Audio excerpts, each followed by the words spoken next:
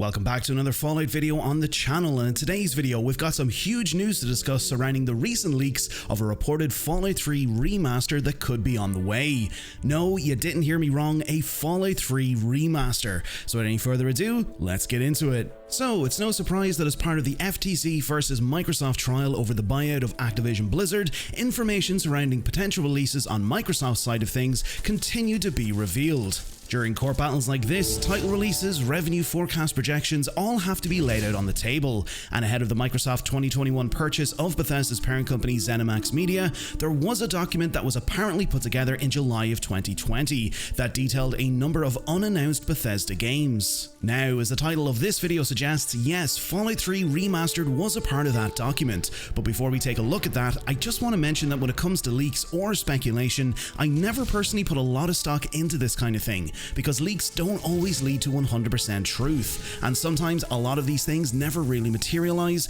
unless it's officially announced by the company that's working on the project. But taking a look at this document that was leaked, and as we can see on the left hand side, we have a complete schedule of releases, and then on the right we have a revenue forecast projection in accordance with each title. Taking a look specifically at the title release schedule, we can see a number of releases that we either know about already or have already been released, and just to clarify that when it comes to these multicolored boxes on the left hand side, they represent the years in which each title was projected to be released. For example, fiscal year 20 ending, fiscal year 21 ending, which represents the 12-month accounting period that a business uses for financial and tax reporting purposes. Now, browsing through some of these releases, we can see that some of these titles are somewhat out of date or don't match the actual release of the title, because we know already that the likes of Redfall and Starfield were officially delayed until this year 2023. So you have to consider that when this document was put together in July of 2020, these were the intended release dates for each of these titles. I'll also go ahead and leave this chart on the screen, so if you want to go ahead and pause the video so you can take a further look into some of these releases, you can go ahead and do so.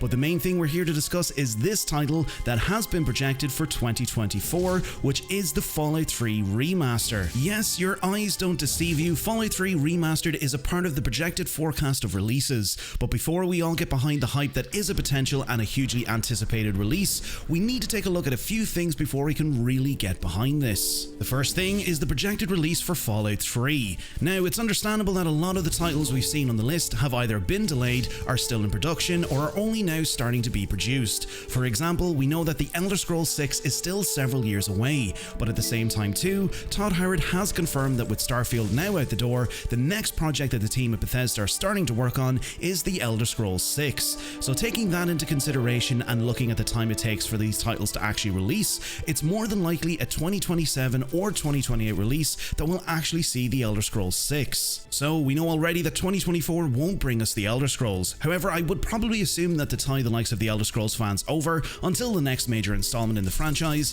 Bethesda would probably prioritize getting a potential Oblivion remaster out the door before a potential Fallout 3 remaster. And as we can see by the chart, we can see that an Oblivion remaster was projected for 2022. Now, on the other hand, we also know that Todd Howard has confirmed that the team at Bethesda already have a one-page document on Fallout 5, which he did confirm in an IGN interview early in the year. However, if we're to assume that the team are now focused on working on the next Elder Scrolls installment, we need to carefully consider the possibility that Fallout 5 won't begin to circulate or even materialize until well after 2028, possibly 2030, so we're still a good 6 to 7 years before we even see that. But going back on what we mentioned about tying fans over, it's understandable that an Oblivion remaster would probably take priority before an Elder Scrolls 6 release over a Fallout 3 remaster before a Fallout 5 release. The next thing we need to consider is the timing. It's probably safe to say that we know that Todd Howard is adamant about his dislike for creating remasters. He's been asked the question several times about potentially remastering the Fallout and the Elder Scrolls games,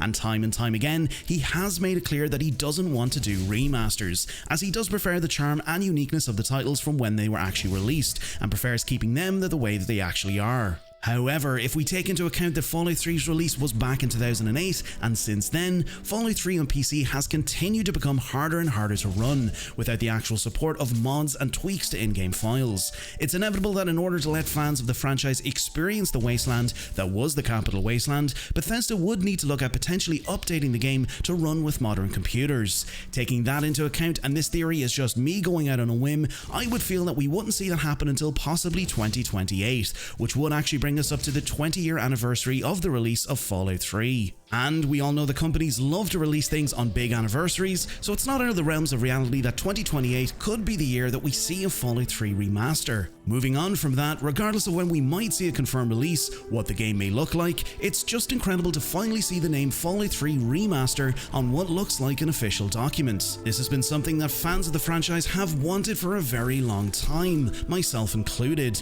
either for nostalgia purposes or so they can actually have a working version of the game that will run well on their systems, or even for new fans of the Fallout universe that are a bit apprehensive to go back and play the original versions of the game, because they prefer to play an updated, more visually pleasing version of the game. But on the flip side of that, there are people who would argue that there isn't any need whatsoever to even focus on a Fallout 3 remaster. Regardless if we see this release, there are a lot of fans within the Fallout community who want to see Bethesda focus on multiple other things before even considering a Fallout 3 remaster, such as confirming and releasing the announced Fallout 4 next-gen update, which we know was confirmed back in October of last year, seeing a Fallout New Vegas remaster, or even a Fallout New Vegas 2, which we've seen multiple rumors and speculation about already, finally working on getting a Fallout 5 out the door and forget about backtracking and working on older titles.